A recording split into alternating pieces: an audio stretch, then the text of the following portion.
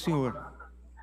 Presidente, só lembrando, né, que esse voto foi inscrito antes mesmo de ter conhecimento aí do voto do deputado Carlão Pignatari, né, desse substitutivo dele.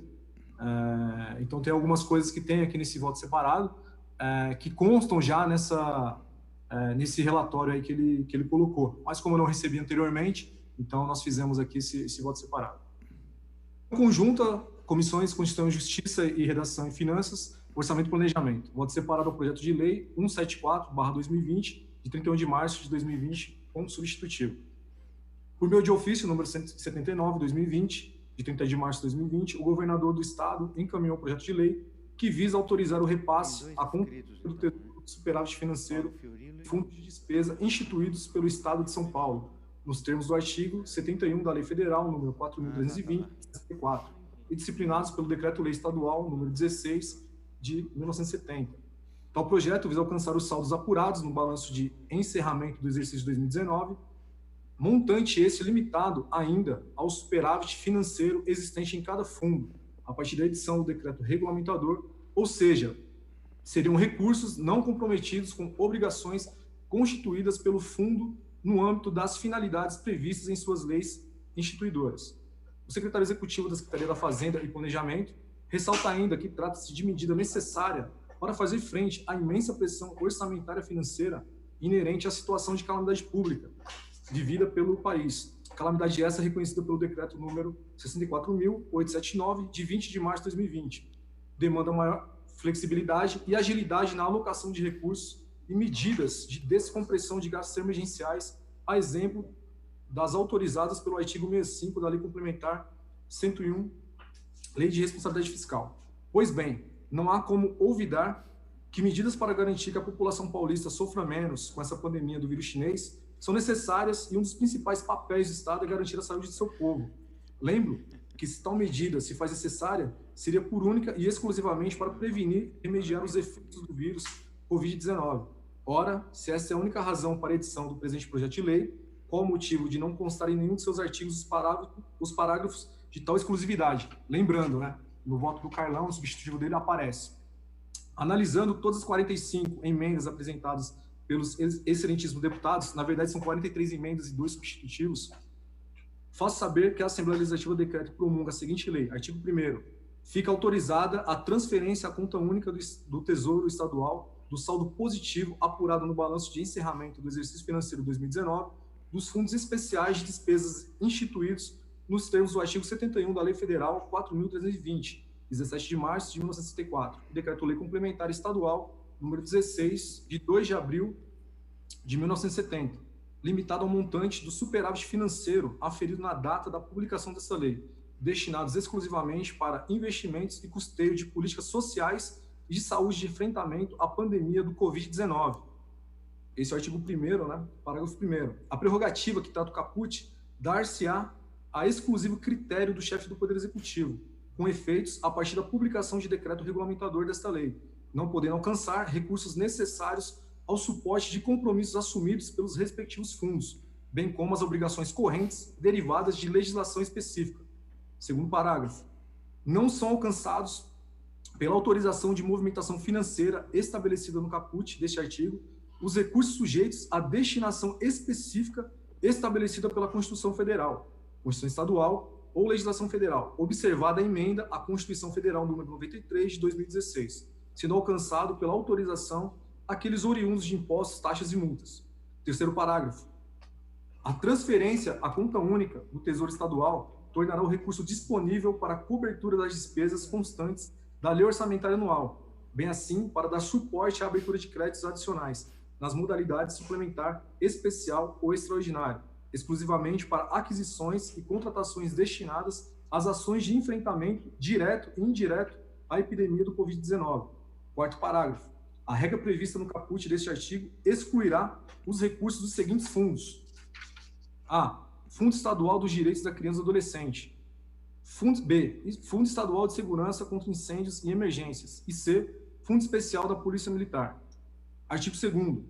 No curso do exercício corrente, a partir da publicação do decreto regulamentador desta lei, enquanto perdurarem os efeitos da situação de calamidade pública previsto no artigo 65 da Lei Complementar Federal número 101, de 4 de maio de 2000, Lei de Responsabilidade Fiscal, serão consideradas como vinculadas aos fundos descritos no artigo 1º, exclusivamente as receitas necessárias à cobertura de obrigações constituídas, bem como para o cumprimento de obrigações correntes derivadas de legislação específica.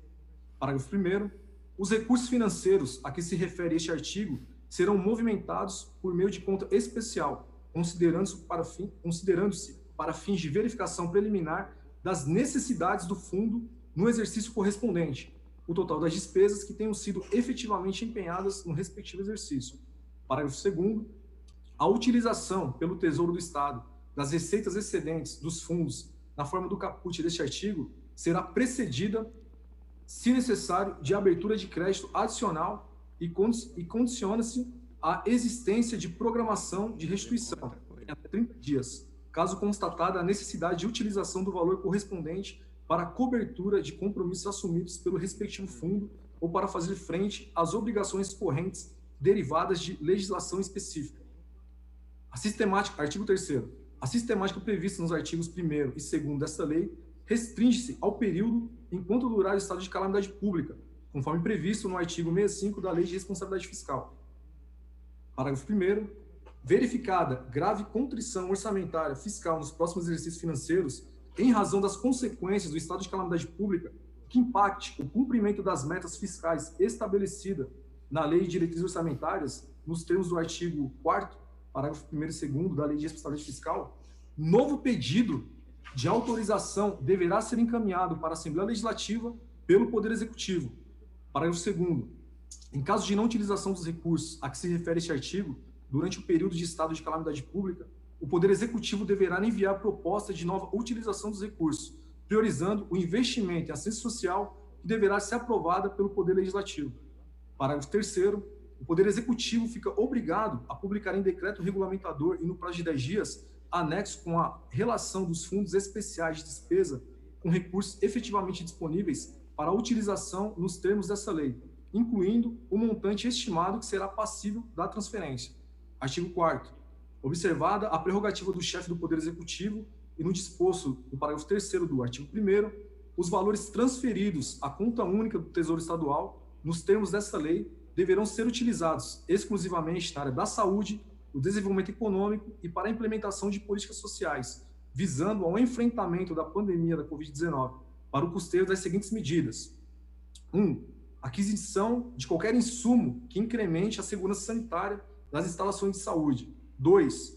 Aquisição de equipamentos de proteção individual, EPI, hospitalares, para a utilização pelos servidores públicos em serviço no Estado, que atue diretamente nas ações de combate à pandemia a que se refere o caput deste artigo, notadamente os da área da saúde e da segurança pública, bem como a utilização dos usuários dos serviços públicos de saúde que deles necessitem. 3. Contratação por tempo determinado a que se refere o inciso 9º do artigo 37 da Constituição Federal. 4º. Aquisição, inclusive de países estrangeiros, de testes de aferição da presença do vírus causador da Covid-19, de modo que os cidadãos residentes no Estado possam ser testados de forma massiva. 5. Instalação de hospitais de campanha em espaço esportivo ou outros locais que comportem tal medida. 6. Reforma e adequação das unidades de saúde, de modo que as suas instalações possam ser utilizadas no combate à pandemia, referida no caput deste artigo. 7. Transferências voluntárias aos municípios e entidades filantrópicas do Estado para utilização no combate à pandemia, referida neste artigo. 8. Aplicação dos recursos estaduais destinados a amparar a população de rua, em especial para custear medidas que garantam local e material de higiene, bem como segurança alimentar para essa população. 9. Preservar o atendimento no que tange à alimentação escolar dos alunos da rede pública estadual inseridos em unidades familiares que se encontram em situação de pobreza ou de extrema pobreza, nos termos estabelecidos em regulamento, enquanto perdurarem o estado de calamidade pública, decretado pelo chefe do Poder Executivo Estadual, e a suspensão das aulas no âmbito da Secretaria de Educação. 10º, repassar imediatamente os valores das emendas impositivas não executadas relativas ao ano de 2019, que também tenham sido destinadas à área de saúde, observando a legislação aplicável. Artigo 5º. Sem prejuízo das competências dos órgãos de controle, fica criada uma comissão para acompanhamento da execução orçamentária e financeira dos recursos advindos à conta única do setor estadual, nos termos dessa lei, sendo obrigatoriamente composta por 6 deputados estaduais da Assembleia Legislativa do Estado de São Paulo, membros da Comissão Permanente de Finanças e Orçamento, respeitando a proporcionalidade partidária da Casa Legislativa. Artigo 6º, essa lei entra em vigor na data de sua publicação. Por tratar-se de um caso atípico, né, nós não tivemos o voto do relator anteriormente, apresentei esse voto separado, considerando as seguintes emendas. 1. Emenda número 6 e 12, ambas do deputado Edmir Chedid, DEM. 2. Emenda número 14 e 16, ambas do deputado Paulo Fiorilo, do PT. Emenda número 28, dos deputados Daniel José, Rene, Ricardo Melão e Sérgio Vitor, do Novo. Emenda número 33, deputado Wellington Moura, do PRB. Emenda número 39, dos deputados Carlos Gianazzi, Érica Malunguinho, Isa Pena e Mônica, da bancada ativista do PSOL.